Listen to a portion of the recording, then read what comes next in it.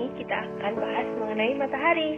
Saya Fadila Putri, perwakilan dari kelompok 4 Ilmu Pengetahuan Bumi dan Antariksa kelas Fisika D 2018 Universitas Negeri Medan. Nah, anggota kelompoknya adalah Aminah, Fadila Putri, Fitria Kumalasari, Rio Japrimsa Hutajulu, Rivaldo Siregar, dan yang terakhir adalah Sarah Subian. Kalau kita ngomongin matahari, kira-kira kita mau bahas apa ya? Nah, di sini kita akan bahas mengenai apa sih itu matahari, struktur matahari, karakteristik matahari, spektrum matahari, gangguan terhadap matahari, energi matahari, dan yang terakhir adalah manfaat dan peranan matahari. Nah, matahari adalah bola raksasa yang terbentuk dari gas hidrogen dan helium, termasuk bintang berwarna putih yang berperan sebagai pusat tata surya. Jarak rata-rata dengan bumi sekitar 149.680 km. Ini setara dengan 93.026.724 mil. Garis tengah ekuatorialnya adalah 864.000 mil. Garis tengah antar kutub matahari dipercayai terbentuk pada 4,6 miliar tahun lalu dengan pendek 43 mil lebih pendek. Nah, matahari adalah pusat tata surya. Jadi, siapa sih orang yang menteorikan itu? Nicolaus Copernicus adalah orang pertama yang mengemukakan teori bahwa matahari adalah pusat peredaran tata surya di abad 16. Teori ini kemudian dibuktikan oleh Galileo Galilei dan pengamat angkasa lainnya. Teori ini kemudian dikenal dengan nama teori heliocentrisme atau matahari sebagai pusat tata surya. Adanya teori heliocentrisme ini akhirnya mematahkan teori geocentrisme atau teori bumi sebagai pusat tata surya yang dikemukakan oleh Ptolemy dan telah bertahan sejak abad kedua sebelum Masehi. Nah, ini kita lihat Nicolaus Copernicus dan Galileo Galilei. Next. Nah, kita belajar struktur matahari. Nah, kita bisa lihat di sini itu struktur matahari itu ada lapisan konvektif, zona radioaktif, corona, bukan coronavirus ya, tapi corona mahkota matahari. Terus itu ada convective zone, radiative zone, core, sunspot, photospore, flare, corona, chromosphere, corona hole, dan itu ada promis. Kita bahas satu-satu. Nah, struktur matahari. Yang pertama itu adalah inti matahari. Inti matahari ini adalah area terdalam dari matahari, bersuhu sekitar 15 juta derajat Celcius. Nah, ini setara dengan 27 juta derajat Fahrenheit. Matahari jika diukur secara radius atau diameternya itu berukuran seperempat jarak dari pusat keterbukaan, dan volumenya itu sekitar 1/24 dan volume total matahari, serta kepadatannya itu 50 gram cm kubik. Nah, inti matahari ini merupakan tempat berlangsungnya reaksi bumi mengenai helium dan hidrogen. Hasil reaksi bumi ini adalah berupa gamma yang seluruh panas energi matahari, dan ini akan disalurkan ke lapisan selanjutnya dengan metode radiasi.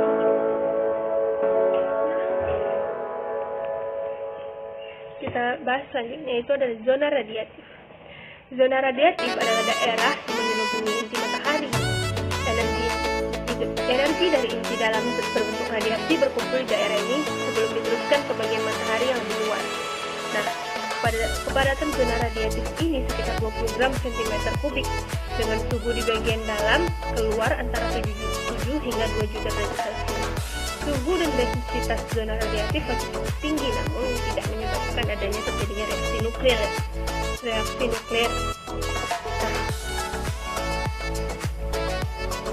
Nah, yang ketiga kita bahas adalah zona konvektif. Zona konvektif ini adalah zona yang lebih rendah suhunya ketimbang dua zona yang pertama. Nah, suhunya sekitar 2 juta derajat Celcius.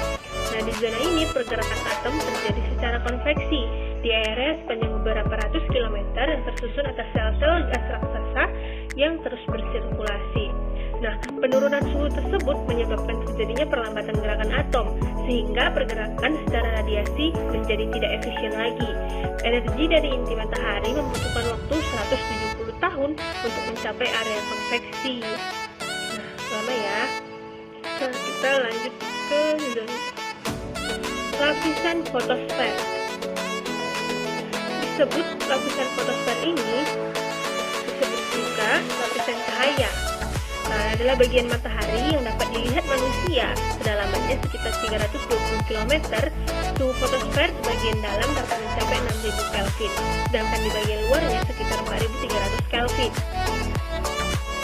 Gas pada fotosfer ini memancarkan cahaya dengan intensitas yang sangat kuat, sehingga cahaya fotosfer dapat berwarna kuning jika dilihat dari kejauhan dari bumi. Unsur-unsur utama penyusun fotosfer ini adalah hidrogen sebanyak 94%, helium sebanyak 5,9%, dan elemen-elemen yang lebih berat seperti karbon, oksigen, nitrogen, dan neon sebesar 0,1%. Nah, kita lanjut ya. Yang kelima itu adalah lapisan kromosfer. Lapisan yang terdapat di atas lapisan fotosfer tersebut disebut juga atmosfer matahari. Unsur penyusunnya sebagian besar adalah hidrogen, berada 12.000 km di atas fotosfer dan memiliki tebal kira-kira 2.500 km. Suhu pada bagian atas lapisan ini dapat mencapai di atas 10.000 Kelvin. Nah, kromosfer biasanya tidak dapat dilihat oleh manusia di bumi karena intensitas sinar yang dipancarkan oleh keduanya tidak sekuat yang dipancarkan oleh fotosfer.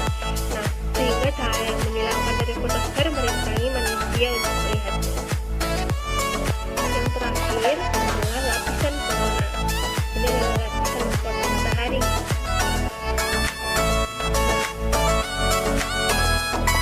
Korona adalah lapisan atmosfer matahari yang terletak di atas kromosfer. Meskipun letaknya itu jauh dari inti matahari sebagai penghasil energi, korona memiliki suhu yang lebih tinggi dibanding lapisan kromosfer.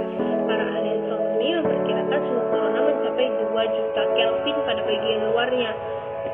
Nah, hal yang menyebabkan suhu korona demikian tinggi itu adalah jarak udara dari bumi adalah akibat adanya pemaksaan pemindahan kalor atau energi secara konversi pada fotosfer dan kromosfer. Nah, ini akibatnya memanaskan secara intensif gas yang sangat tipis pada lapisan korona.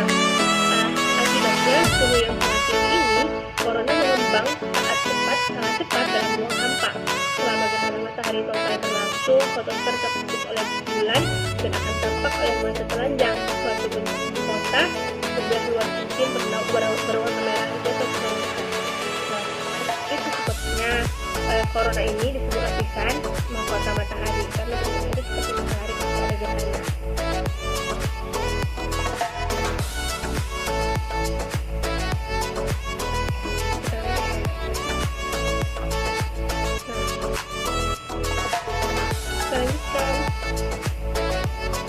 Karakteristik matahari. Kira-kira gimana sih ciri-ciri matahari itu? Diameter matahari adalah 11 kali diameter planet terbesar, planet Jupiter. Matahari berbentuk bola yang berpijar dengan senyawa penyusunnya berupa gas hidrogen 74% dan helium 25% yang terionisasi. Nah, senyawa penyusun lainnya itu ada nikel, silikon, sulfur, magnesium, karbon, neon, kalsium, dan kromium. Nah, cahaya matahari ini berasal dari reaksi fisi hidrogen dan helium. Dia bisa memancarkan cahayanya sendiri, sebabnya dia dikatakan bintang. Nah, berdasarkan perhitungan hukum Newton, dengan melibatkan nilai kecepatan orbit bumi, jarak matahari, dan gaya gravitasi, diperoleh massa matahari sebesar 1,989 kali 10 pangkat 30 kg. Angka tersebut itu sama dengan 333.000 kali massa bumi. Sementara diameter matahari adalah 1.392.000 km atau 865.000 mil. Ini sama dengan 109 kali diameter bumi. Sebagai perbandingan, sebanyak 1,3 juta planet seukuran bumi dapat dimasukkan ke matahari. Nah, oleh karena itu, matahari menjadi objek terbesar di tata surya dengan massa mencapai 99,8% dari total seluruh massa tata surya. Nah, jadi matahari itu adalah objek terbesar di tata surya ini dengan dia massanya itu menempuh 99,8% tata surya.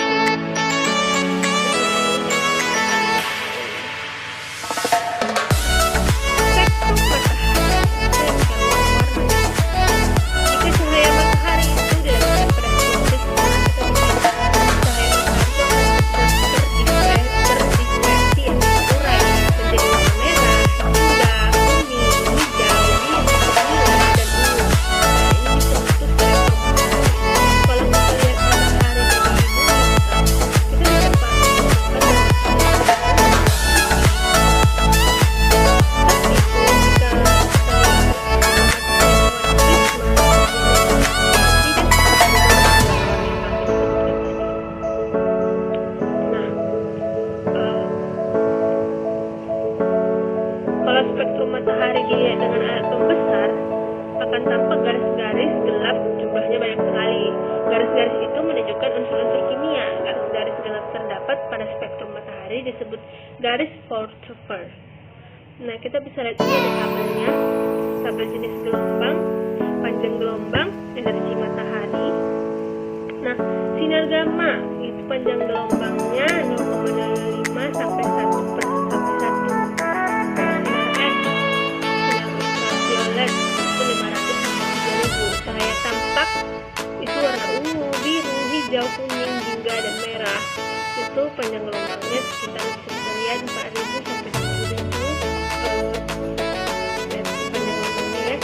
Sinar inframerah, gelombang mikro, dan radio. Nah, ini kita bisa lihat dari panjang gelombang, kalau dari sinar gamma ke gelombang radio itu panjang gelombangnya makin lama makin panjang. Nah, kalau frekuensinya dari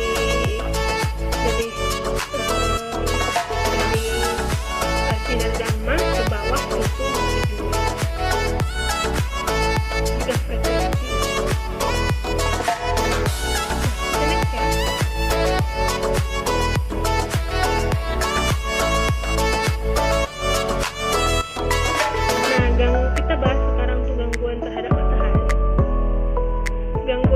gejala-gejala aktif pada matahari ini atau aktivitas matahari sering menimbulkan gangguan ya, gangguan.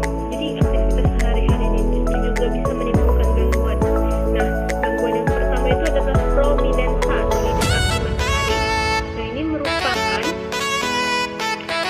bagian matahari menyerupai lidah api yang sangat besar dan terang yang mencuat keluar dari bagian permukaan serta seringkali berbentuk utara. Ini adalah satu matahari, berupa bagian matahari yang menyerupai lidah api yang sangat besar dan terang mencuat keluar di bagian permukaan prominensia. Ini disebut juga filament matahari karena meskipun jalan terlihat sangat terang bila dilihat dari angkasa yang gelap, namun tidak seperti dari penerangan keseluruhan makhluk sendiri. Prominensa hanya dapat dilihat dari bumi dengan bantuan teleskop dan filter. Prominensa terbesar yang pernah ditangkap oleh Soho Solar and Harris Prospect Observatory di ekspedisi berjalan sepanjang 350.000 km. Satuan prominensa yang stabil dapat bertahan di korona hingga berbulan-bulan lamanya dan ukurannya akan terus membesar setiap hari. Nah, para ahli terus meneliti bagaimana mengapa prominensa ini belum diketahui pasti apa penyebabnya.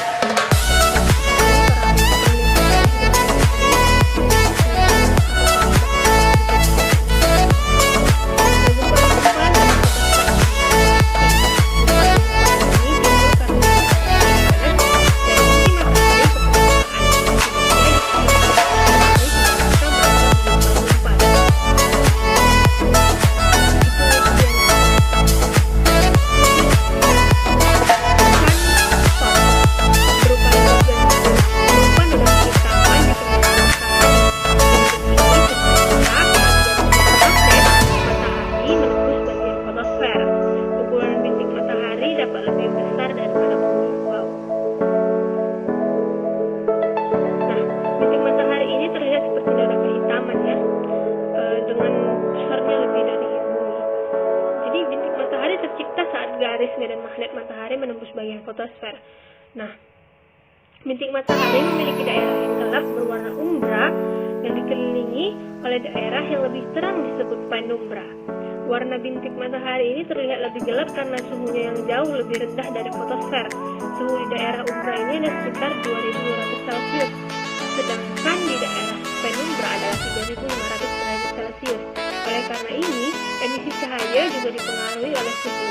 Maka bagian bintik matahari umbra hanya mengemisikan 1/6 kali cahaya bila dibandingkan permukaan matahari pada ukuran yang sama.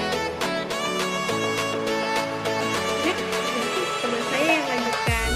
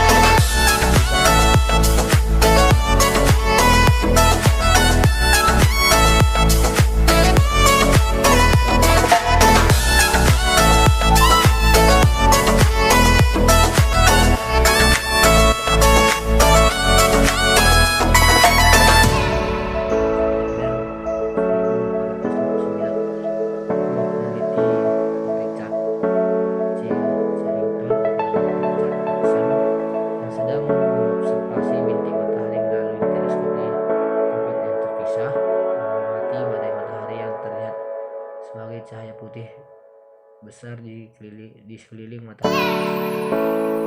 Kejadian ini disebut Frankfurt event dan menyebabkan lumpuhnya jaringan telegraf transatlantik antara Amerika dan Eropa.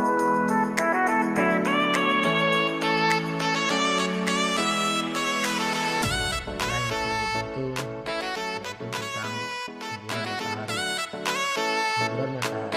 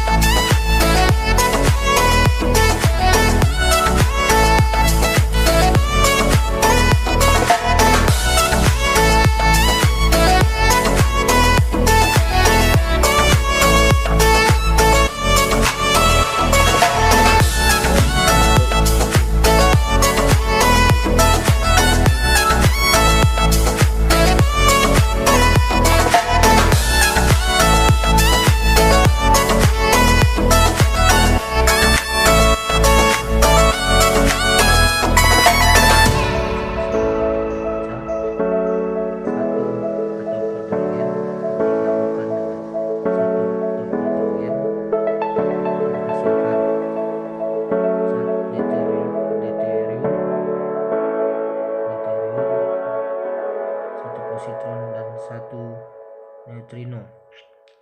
Ini reaksinya ini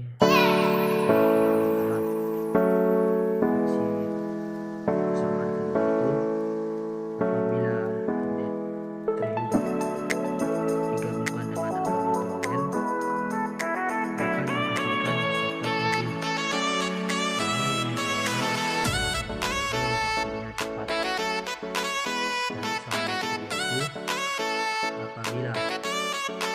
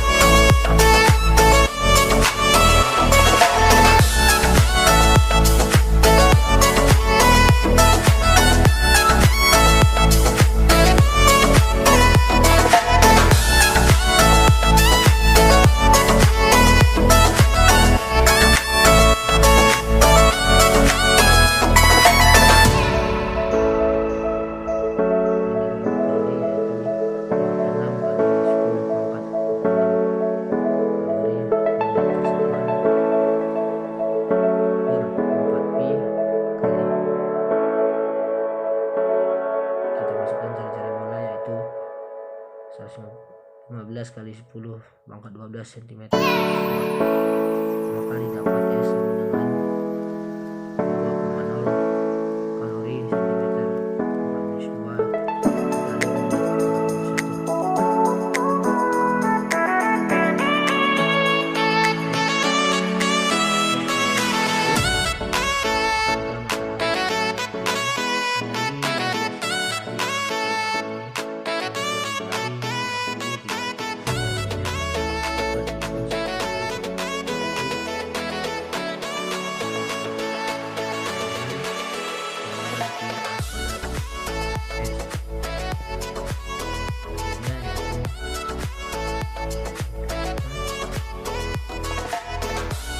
kali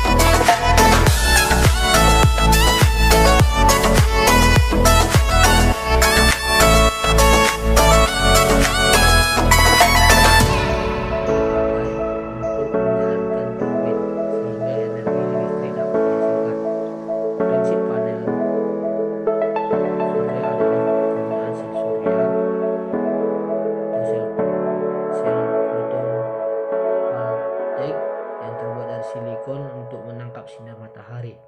Sel surya sudah banyak dipakai untuk kalkulator tenaga surya. Panel surya sudah banyak dipasang di atap bangunan dan rumah